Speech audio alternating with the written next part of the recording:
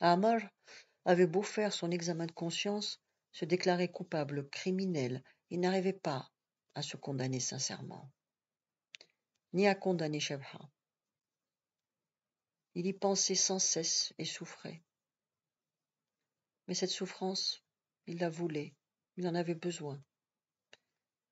Elle était différente de celle qu'il avait connue jadis, car celle-ci le réconciliait avec la vie. La vie, c'était cela, le doute lancinant, le tourment, le remords qui empêche de dormir ou qui vous réveille en sursaut. La vie, c'était aussi l'image souriante et douce jusqu'aux larmes, l'image confiante et résolue de son ami.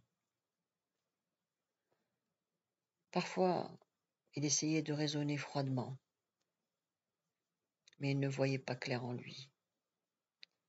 Il n'était plus maître de ses idées. Des arguments venaient contradictoires. Ils venaient et s'en allaient. À la Jama, pendant qu'il parlait sur un sujet quelconque, il songeait subitement que si les auditeurs savaient, ils l'écouteraient peut-être avec mépris. Aux réunions, tout en soutenant un point de vue plein de bon sens, il lui venait à l'esprit qu'en réalité, il n'avait pas à faire de morale aux gens. Cela surgissait en un éclair, parfois au moment même où il défendait l'honnêteté ou enseignait la sagesse. Alors, malgré lui, il baissait le ton, faisait un peu la moue, et sa conclusion perdait toute intransigeance. Il se met aussi à écouter avec complaisance les racontars que l'on colportait. De savoir que tel homme austère était coupable, consolé, et lui donnait de l'assurance. Il voyait donc surgir certains, et les apparences ne laissaient rien deviner. C'était à se demander s'il était vraiment capable de se mal comporter en cachette et montrer en d'autres occasions tant de simplicité et de naturel. Ils semblaient tous ignorer le remords. Nulle voix intérieure ne murmurait en eux. Ou alors, songeait Amar, c'était comme s'ils avaient totalement changé de peau. Il n'y avait rien de commun entre l'homme à la Jama et l'homme seul. Pourquoi n'arrive-t-il donc pas lui aussi à oublier tout à fait, à se sentir à l'aise au milieu des autres, puisqu'il les savait si peu irréprochables? Est-ce une question d'habitude? Il faut un apprentissage en toute chose. Il est certain que l'adultère déshonore l'homme comme il déshonore la femme.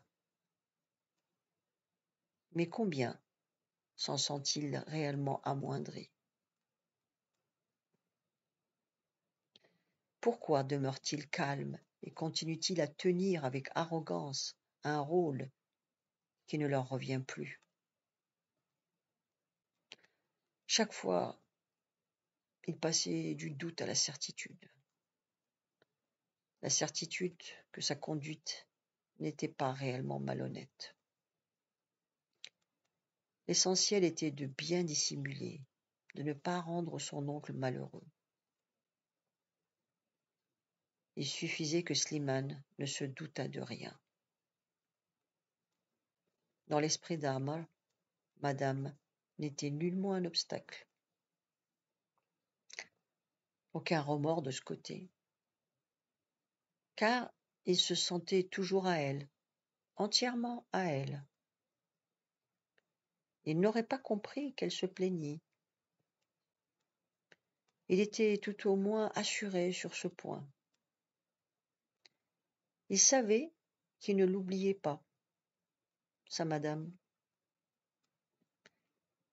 qu'il n'était pas changé vis-à-vis d'elle. De quoi se plaindrait-elle? Non, Madame n'était pas à plaindre. Il était d'ailleurs possible d'imaginer que Shabha tenait au sujet de Slimane un raisonnement identique. À force de rechercher ses arguments, il finissait par s'embrouiller, par ne plus penser qu'au moment de leur ivresse commune.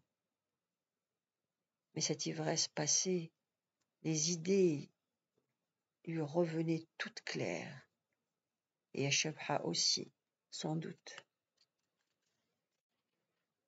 Leur amour était moins beau, certes, depuis qu'ils se connaissaient, que leurs corps se connaissaient. Ils étaient l'un et l'autre déçus, mais avec un attachement qui ne diminuait pas. Au contraire, au début, chacun craignait d'avoir déçu l'autre, et cela les rendit méfiants, insatisfaits. Ensuite, ils se comprirent mieux, découvrirent que leur amour était fait aussi d'indulgence, d'affection, d'aveuglement.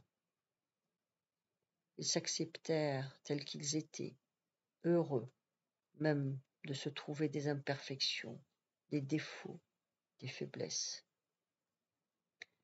Entre eux, il n'y eut plus ni honte ni pudeur, mais à partir de ce moment, ils ne songèrent plus à une possible séparation, ni aux conséquences de leur conduite.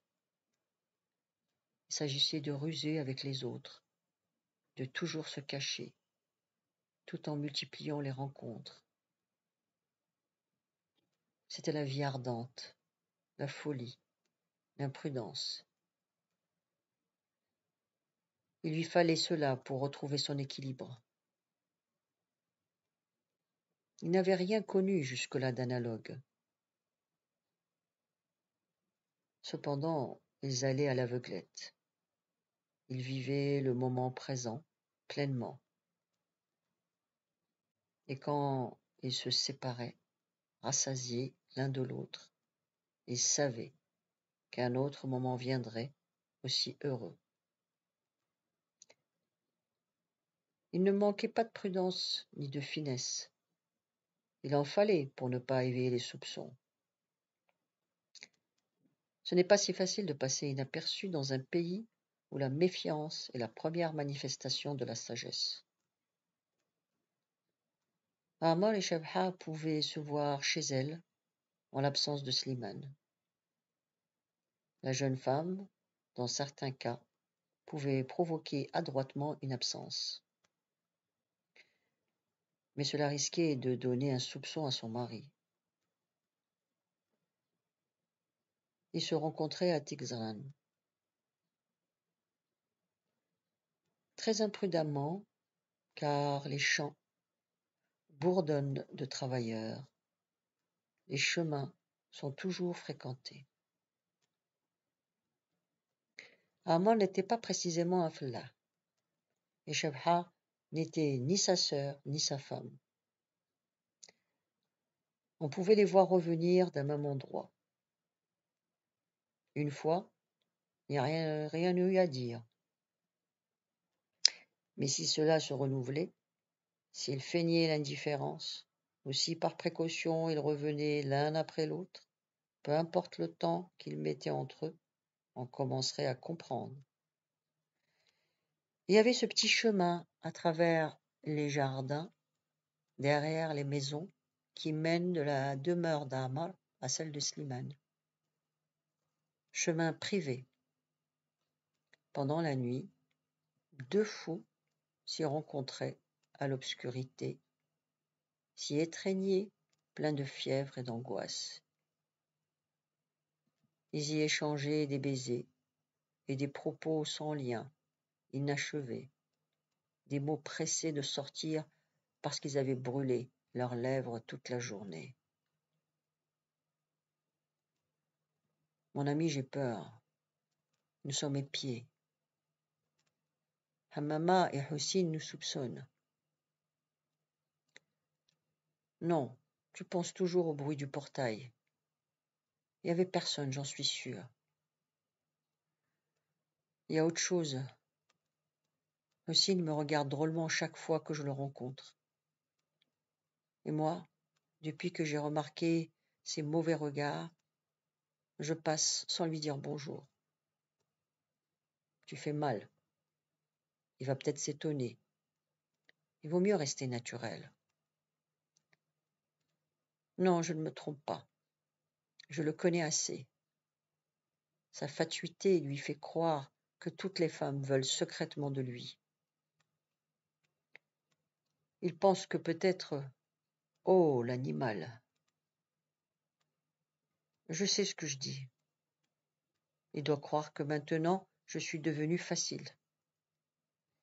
Il n'y a qu'à se montrer. Et alors, il se montre.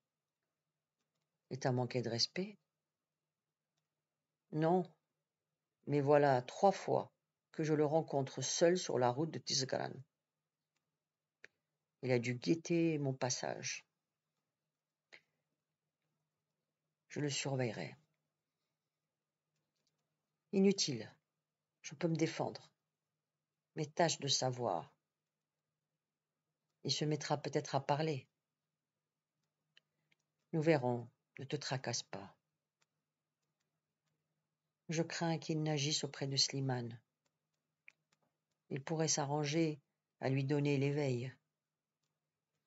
Mais il attendra toutefois un refus catégorique.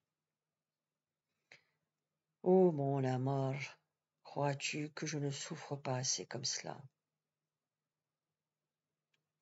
Mais tant pis, je l'ai voulu.